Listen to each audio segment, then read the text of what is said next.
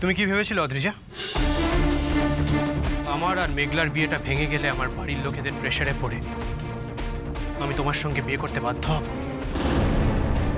তুমি আমাকে চিনতে ভুল করেছো অদ্রিজা। তোমার কি মনে হয় তোমার মতন একজন মানুষকে পৃথিবীর কোনো ছেলে কোনোদিনও রেসপেক্ট করতে পারবে?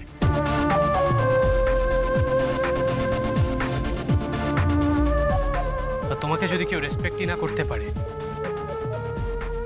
তাহলে তোমার সঙ্গে নিজের সারাটা জীবন কাটানোর কথা কেউ ভাবতেও পারবে না অদ্রিজা। ভালোবাসা তো অনেক দূরের কথা, নিজেকে এতটা ছোট করে ফেলো না অদ্রিজা।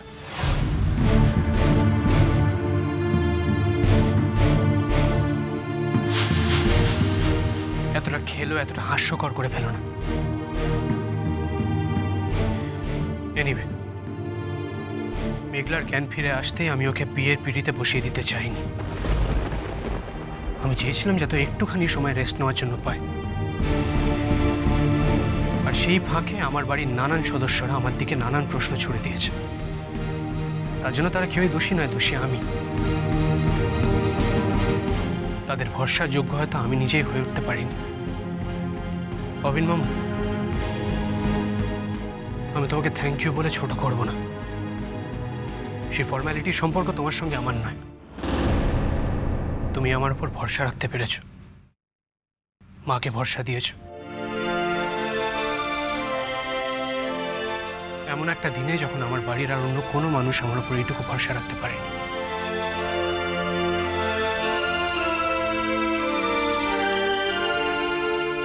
আজকের এই দিনটার জন্য আমার তরফ থেকে তোমাকে কোটি কোটি প্রণাম অবিন মামু, কোটি কোটি প্রণাম। দাদা, এনাফ ইজ এনাফ।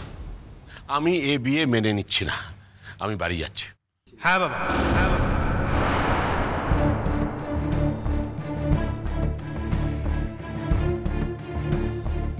তুমি বরঞ্চ বাড়িয়ে যাও। এমনিতে আজকে অনুষ্ঠানের দিনে তুমি একজন অড ম্যান আউট। তবে আমার মেঘলার ওপর এইটুকু কনফিডেন্স আছে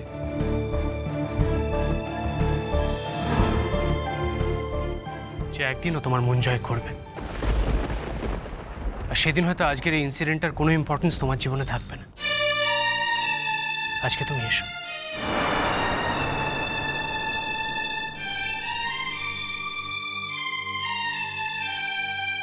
আপনি কি করে ভাবলেন আন্টি যে আপনার মেয়ে লগ্নভ্রষ্ট হবে? মেঘলার আর আমার বিয়ের লগ্ন তো আজকের নয়, সেটা তো আমরা অনেকদিন আগেই জয় করে এসেছি। আজ তো শুধুমাত্র আমাদের আনুষ্ঠানিক বিয়ে আন্টি। মন্ত্র না পড়লে কি বিয়ে হয় না? আঙ্কেল, আঙ্কেল, আমি জানি না আমি প্রফেশনালি একজন ডাক্তার হিসেবে ঠিক কতটা ভালো, তবে আমি এইটুকু জানি যে মেঘলার যদি কোনোদিন কোনো চিকিৎসার প্রয়োজন পড়ে তাহলে সেটা শুধুমাত্র আমি করব। তো সেটা আমার এক্সপার্টিসের মধ্যে হোক বা বাইরে।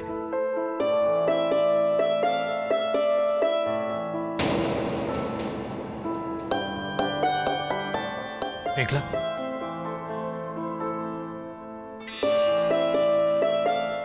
বাকি রিচুয়ালসগুলো কমপ্লিট করে নি। আমাকে ক্ষমা করো বাবা,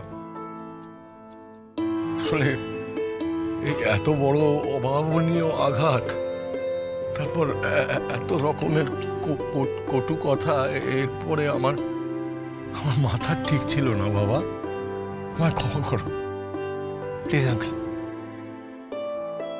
ক্ষমা চেয়ে আমাকে ছোট করবেন না প্লিজ। আপনি যে মেঘলাকে ঠিক কতটা ভালোবাসেন সেটা তো আমি জানি। আর এই দুর্লভ ভালোবাসা আপনার মতন একজন দুর্লভ মানুষের পক্ষেই সম্ভব। পুরুত মশাই নিন, আর একবার সিঁদুরটা ঠেকাতে হবে তো। শুরু করুন। পাগলা ঘোড়া, হ্যাঁ? তা কি ঠিক করলে তুমি? আমার পাশে থাকবে নাকি গৃহত্যাগ করবে? একদম বাজে কথা বললি না, বলে দিলাম। হ্যাঁ, আমি কিন্তু কিছু মানবো না, বুঝলি? এই তো শ্বশুর বাড়ির লোকজন কিছু মানবো না, সপাটে টেনে একটা চর।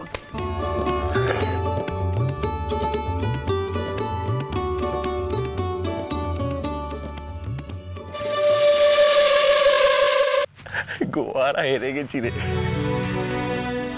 ভাইপোর কাছে। ভাইপোর কাছে হেরে যায় এত আনন্দ আমি বুঝতে পারিনি। জীবনে হেরে যে এত আনন্দ পাওয়া যায়, এত সুখ পাওয়া যায় আমি বুঝিনি রে।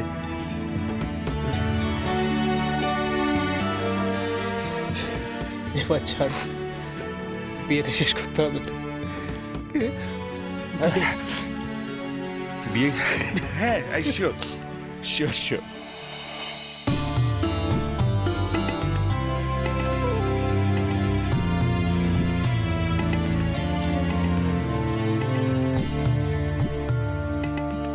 proud father. আরে মশাই, মেয়েটা যে আমার নয় এটা তো ভুলেই গেছি।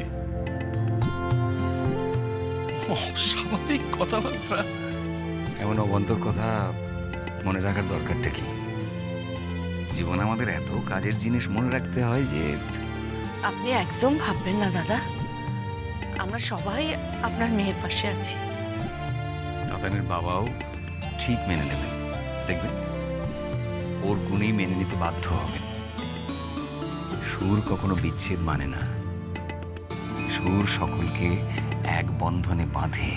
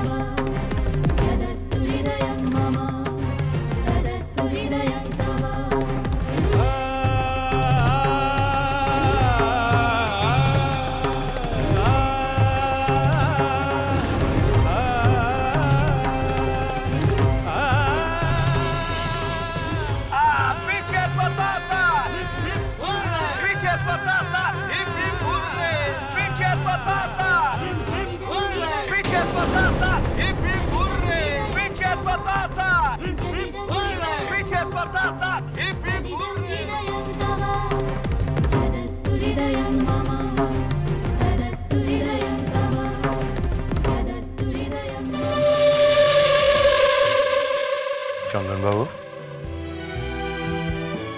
এবার অনুমতি দিতে হবে, আমরা এগোই। দাদা, আমার মেয়েটা বড় দুঃখী। কি বলবো বলুন, আমি মেয়েটাকে ছাড়া। আপনারা একটু দেখবেন দয়া করে। আপনি কিচ্ছু ভাববেন না, ওর কোনো অযত্ন হবে না আমাদের বাড়িতে, কোনো অসম্মান হবে না। আমি আপনাকে নিজে কথা দিয়ে যাচ্ছি।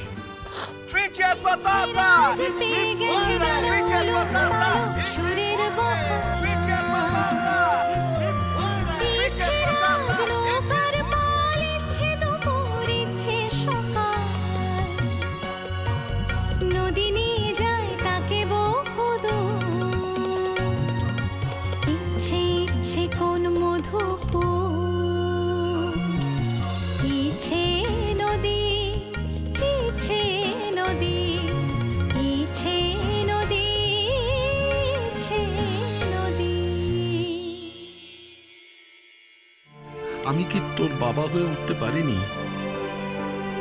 এতগুলো বছর আমার কি তোর বাবা হওয়ার যোগ্যতা তৈরি হয়নি? আমাকে বাবা ডাকতে কি তোর আত্মগ্লানি হয়?